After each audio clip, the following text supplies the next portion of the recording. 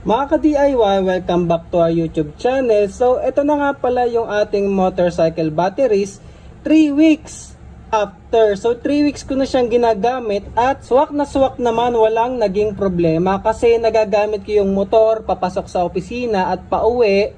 At saka Sabado at Linggo, service ko din siya sa mga sideline natin, mga ka-DIY. So walang problema, umaabot po tayo ng 14.2 volts, yun yung laging nasa aking panel mga ka-DIY. Sa voltmeter ng aking motor, lagi siyang umaabot ng 14.2. Ang isang problema ko lang doon ay kapag nagpark ako sa gabi, tapos sa umaga, bubuhayin ko siya, so lumalabas yung low voltage indicator or low battery indicator ng aking motor. So yun ay sa kadahilanan mga ka-DIY na ang lithium iron phosphate kasi may resting voltage yan eh. So from 14.4 or 14.6 bumababa yan ng 13.4. So yun kasi yung resting voltage ng ating lithium iron phosphate or LFP, LiPo4. So ngayon pag nag-start ako ng motor, syempre malakas yung hatak ng starter natin, babagsak talaga yung voltage niya na minsan umaabot ng 12 volts or minsan below pa nga. So na-activate yung low voltage indicator ng aking motor sa Honda Click. So hindi ko lang sure sa ibang motor ha kung anong indicator, kung meron din bang ganon yung red na battery sa panel or gauge ng ating motor. So yun naman, pag nagamit ko na siya ng mga 20 minutes, sabihin nating traffic, pinatay ko yung motor, tapos kapag binuhay ko ulit, so okay na, nawawala na yung indicator. So yun lang, kapag nare-rest ng matagal, syempre bumabagsak or nagre-resting voltage yung battery ng ating motor, nito nung lithium iron phosphate, kaya siguro yun yung kadahilanan na nadetect ng ating motor na naglo-low voltage siya or low battery yung ating DIY na battery mga ka-DIY. So yun lang naman. Pero regardless naman dun sa ating battery indicator na yun ni Click, 3 weeks ko po siyang nagamit, tuloy-tuloy, everyday ko pong ginagamit yung motor, wala po akong naging problema mga ka-DIY. So tuloy-tuloy lang. Ngayon may mga nag-comment na wala daw kwenta yung capacitor. Although tinry ko namang tanggalin yung capacitor at same lang naman yung effect niya sa ating motor. So siguro walang kwenta pero hindi natin alam. May nag-comment na gumamit daw tayo ng super capacitor at saka may nag-comment din na safe daw ba na walang BMS. Safe naman po. Safe naman po yung walang BMS basta same batch yung battery nyo at saka hindi full wave yung inyong motor mga ka-DIY. Kapag kasi full wave yung inyong motor mga ka-DIY, lumalagpas yan ng 15 volts. So dun masisira yung battery, dun magkakatas.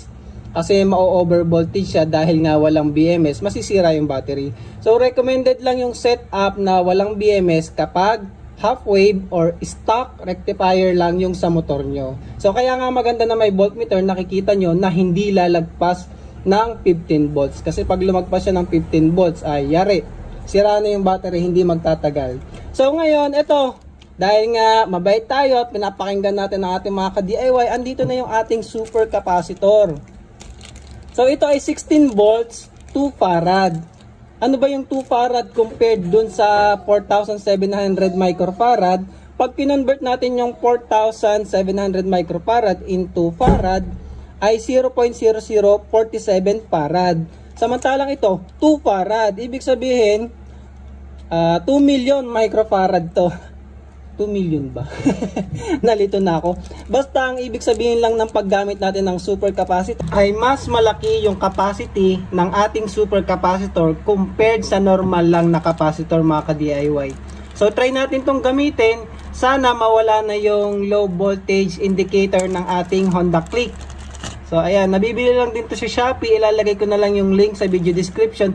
Ito ay protection board niya yan.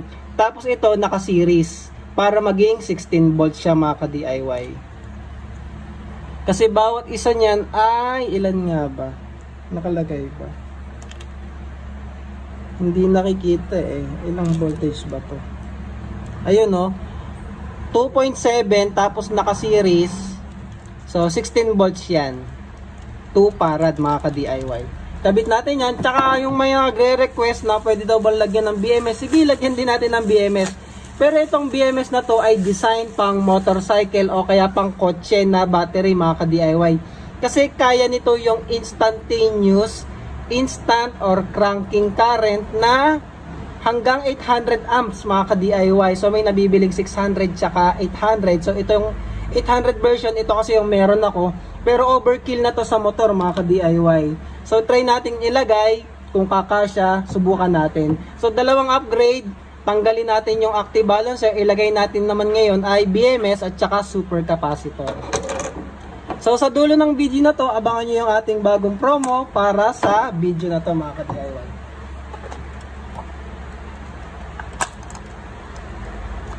So ayan, nasira na nga pala yan kasi ginulo ko to. Naglulo ko siya. Ngayon, yan. Kita nyo, ito pa rin yun mga ka-DIY.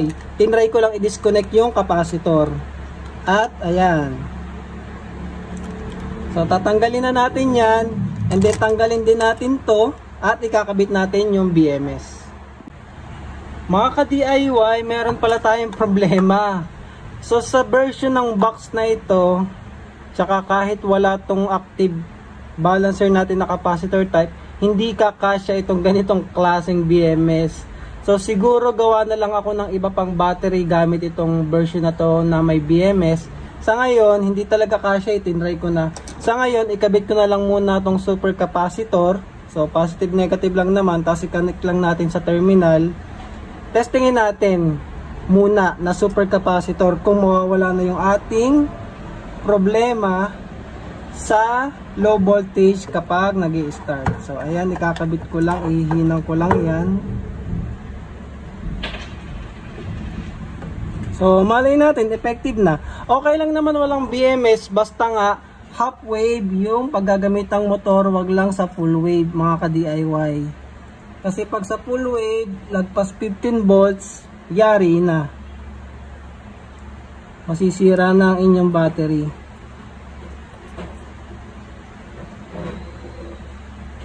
So ayan, nakakabit na. Ikabit natin sa motor at subukan natin kung ano bang epekto niya mga ka-DIY.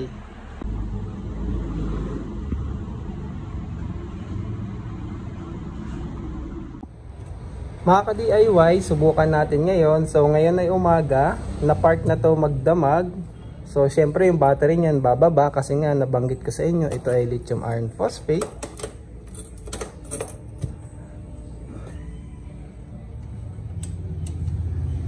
Try natin.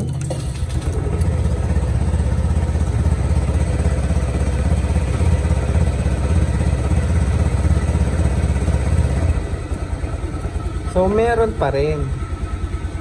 Pero hayaan muna natin mag-charge saglit mga ka-DIY and then subukan ulit natin.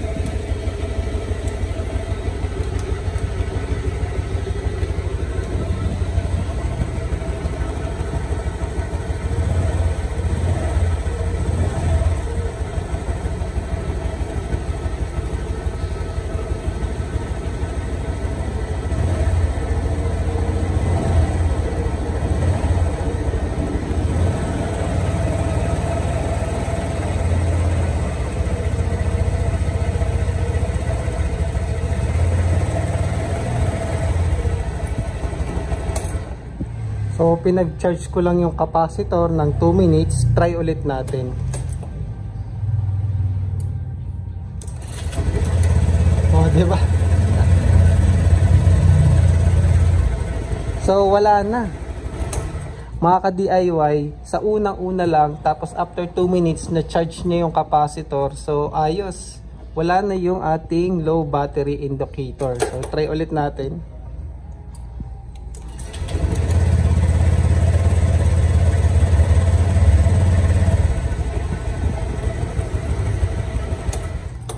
So yan yung napansin ko nung paggamit ko ng super capacitor. So unlike yung normal na capacitor lang na electrolytic, lumalabas pa din yung ating low battery indicator. Mawawala lang yun after 20 minutes. Ngayon dito sa ating super capacitor, 2 minutes lang. Basta na charge na yung super capacitor, okay na siya mga ka-DIY.